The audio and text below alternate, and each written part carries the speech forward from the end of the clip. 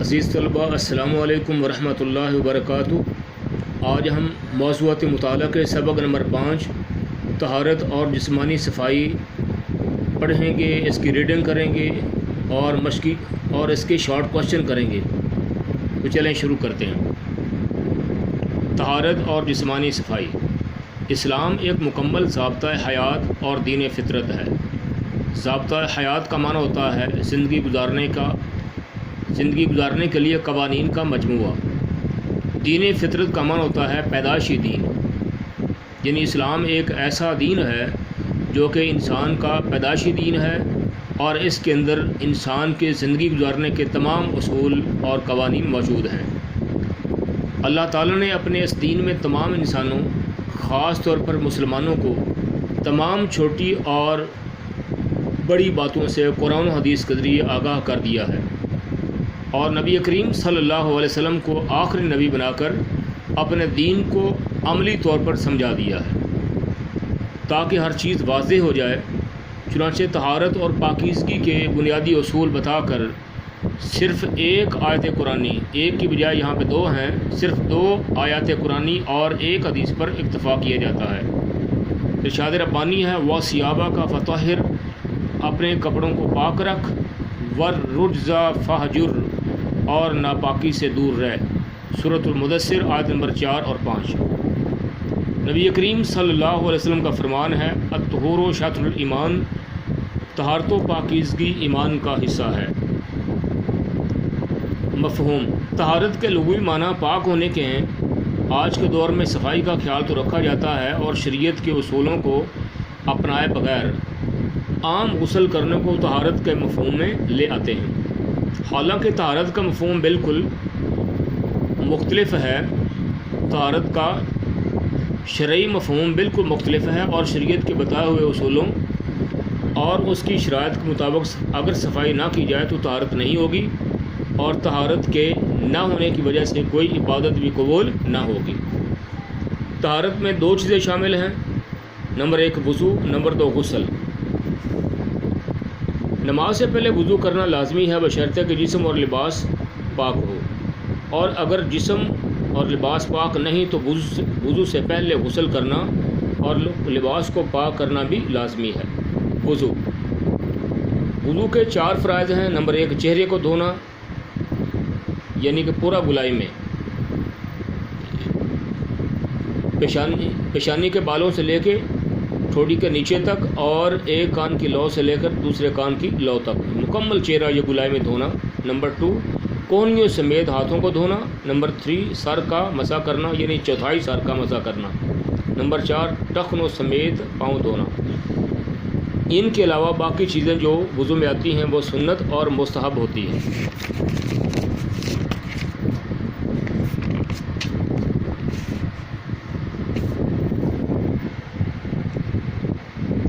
وضو کرنے کا طریقہ۔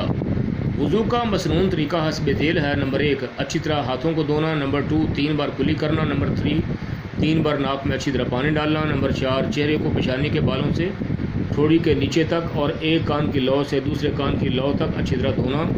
نمبر 5 کوہنیوں سمیت بازوؤں کو دھونا، بازو نہیں یہاں پہ ہاتھوں لکھیں، کوہنیوں سمیت ہاتھوں کو دھونا۔ نمبر 6 سر کا مسح کرنا، یعنی پورے سر کا مسح کرنا۔ نمبر 7 ٹخنوں سمیت دونوں پاؤں کو دھونا۔ نمبر 8 وضو کرتے ہوئے یہ خیال کرنا کہ پہلے جسم کا دایاں حصہ اور پھر بایاں حصہ دھویا جائے۔ نمبر 9 جسم کے اعضاء کو 3 بار دھونا۔ غسل اردو زبان میں غسل کے معنی نہانے کے ہیں۔ اگر جسم پاک نہ ہو تو وضو سے پہلے غسل کرنا واجب ہے۔ علاوہ ازیں انسان کو صاف اور ستھرا رکھنے کے لیے نہانے کی ترغیب دی گئی ہے۔ چنانچہ نبی کریم صلی اللہ علیہ وسلم نے جمعے کے دن غسل کرنے کو ہر مسلمان کے لیے مسنون قرار دیا ہے۔ اسی طرح عیدین یعنی عید الفطر اور عید الاضحیٰ کے دن اور عمرہ و حج کرنے کے لیے احرام باندھنے سے پہلے غسل کرنا مسنون قرار دیا گیا۔ یہ 3 مواقع ہیں جن مواقع پر غسل کرنا مسنون ہے، یعنی جمعہ کے دن، دونوں عیدوں کے دن اور حج و عمرہ کے لیے احرام باندھنے سے پہلے۔ ان تمام مواقع پر نہانا بہتر اور مسنون ہے، اور کچھ صورتیں ایسی بھی ہیں جن میں غسل واجب ہے، اور اگر ان حالتوں میں غسل نہ کیا گیا ہو تو انسان ناپاک رہے گا اور اس کی عبادت قبول نہ ہوگی۔ ایک لائن کے اوپر میں نے نشان لگا دیا، لائن لگا دی، اس کو کٹ کر دیا ہے۔ یہ آپ نے یاد نہیں کرنا، اس کو پڑھنے کی ضرورت نہیں، البتہ یہ تو صرف مطالعہ کرنے کے لیے یا مسائل پوچھنے کے لیے ترغیب دی گئی ہے۔ انسان جب بالغ ہو جاتا ہے تو پھر کیا ہے کہ اس پر کبھی کبھار غسل فرض ہو جاتا ہے جب اس کی سوئے ہوئے احتلام ہو جائے وغیرہ۔ غسل کا طریقہ: نہانے سے پہلے یہ ضروری ہے کہ جسم کا جو حصہ گندا ہے اسے دھو لیا جائے، اور اس کے بعد اگر ہو سکے تو وضو کر لینا بہتر ہے، وگرنہ 3 بار اس طرح کلی کرنا کہ پانی حلق تک پہنچے، اور پھر ناک میں پانی 3 بار جہاں تک ممکن ہو آگے تک لے جائے، آخر میں پورے جسم پر 3 بار پانی بہایا جائے اور جسم کو اچھی طرح مل کر صاف کر لیا جائے۔ بہرحال مرد اور عورت کے لیے ضروری ہے کہ اس طرح نہائے کہ جسم کا کوئی حصہ اور کوئی بال خشک نہ رہے۔ پانی اعتدال کے ساتھ استعمال کیا جائے، خام کا پانی ضائع نہ کیا جائے۔ غسل خانے میں نہایا جائے، اور اگر غسل خانہ میسر نہ ہو تو کپڑا پہن کر مرد کے لیے نہانے کی اجازت ہے، البتہ عورت کے لیے ضروری ہے کہ پردے میں نہائے۔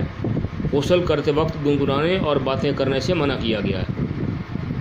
شریعت نے جو طریقے مقرر کیے ہیں ان کا مقصد انسان کو نقصان یا تکلیف پہنچانا نہیں ہے، بلکہ یہ تو اس کے فائدے کی باتیں ہیں۔ ہر نماز سے پہلے وضو کرنے سے ذہنی اور جسمانی سکون ملتا ہے، انسان صاف ستھرا رہتا ہے اور اس کی تھکاوٹ دور ہو جاتی ہے۔ نہانے سے پورا جسم جو ہے وہ صاف ہو جاتا ہے، اور اس طرح صفائی کے باعث بیماریوں سے بھی کافی حد تک محفوظ رہتا ہے۔ وضو کرنے اور نہانے سے ظاہری صفائی بھی حاصل ہوتی ہے اور باطنی بھی، روحانی بھی۔ عبادت اور کام میں لطف آتا ہے، اور اس طرح عبادت بھی قبول ہوتی ہے اور کام کرنے کی صلاحیت بھی بڑھ جاتی ہے۔ عزیز طلبہ، ریڈنگ ہماری پوری ہوئی، اس کے اندر چند سوالات بھی بنتے ہیں، تو میں آپ کو وہ بھی جلدی سے بتا دوں۔ میں نے نشان لگا دیے تو آپ بھی لگا لیں۔ پہلا سوال یہ شروع میں بنتا ہے، طہارت کے بارے میں ایک آیت اور ایک حدیث کا ترجمہ لکھیں۔ تو یہ آیت اور حدیث کا ترجمہ آپ کے سامنے ہے، نشان لگا لیں۔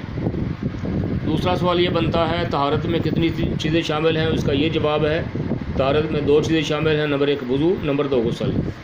تیسرا سوال یہاں پہ یہ بنتا ہے، وضو کے فرائض کیا ہیں؟ اس کا جواب آپ کے سامنے نشان لگائیں کہ وضو کے 4 فرائض ہیں، اور چاروں پر نشان لگا لیں۔ اگلے پیج پہ آ جائیں۔ یہاں پہ سوال بنتا ہے، کس کس موقع پر غسل کرنا مسنون ہے؟ تو یہ جواب آپ کے سامنے ہے، میں نے ان کو انڈر لائن کر دیا۔ جمعہ کے دن، عید الفطر اور عید الاضحیٰ کے دن، اور عمرہ و حج کے لیے احرام باندھنے سے پہلے غسل کرنا مسنون ہے۔ اس سے نیچے آ جائے تو یہ سوال بنتا ہے، غسل کے آداب کیا ہیں؟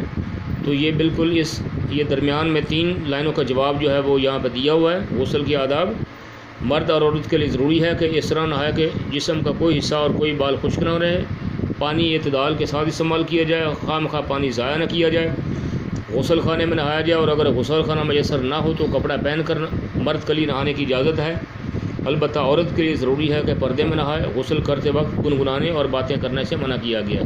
3 لائن کا جواب ہے، اس کا نشان لگائیں۔ اور آخر میں سبق کے ایک سوال بن رہا ہے کہ طہارت کے فوائد کیا ہیں؟ تو آخری جو 3-4 لائنیں وہاں پہ طہارت کے فوائد آ رہے ہیں، تو آپ بھی نشان لگا لیں، میں نے لگا دی یہاں پہ۔ ہر نماز سے پہلے وضو کرنے سے ذہنی اور جسمانی سکون ملتا ہے، انسان صاف ستھرا رہتا ہے۔ یہاں سے لے کے چلتے جائیں اور اینڈ تک اس کا جواب پورا ہو جاتا ہے۔ یہ سارے اینڈ تک جو ہے وہ طہارت کے فوائد لکھے ہوئے ہیں۔ امید کرتا ہوں کہ آپ کو سبق کی ریڈنگ سمجھ آ چکی ہوگی، اور اس میں جو شارٹ کوسچن بنتے ہیں وہ بھی آپ کو سمجھ آ گئے ہوں گے۔ آپ اچھے طریقے سے جو ہے وہ اس سبق کو بار بار اچھے طریقے سے پڑھیں اور ان سوالات کو اچھے طریقے سے یاد کریں۔ یہ آپ کی ڈائری ہے، امید کرتا ہوں کہ آپ کو سمجھ آ چکی ہوگی۔ وما علیہ الا البلاغ المبین۔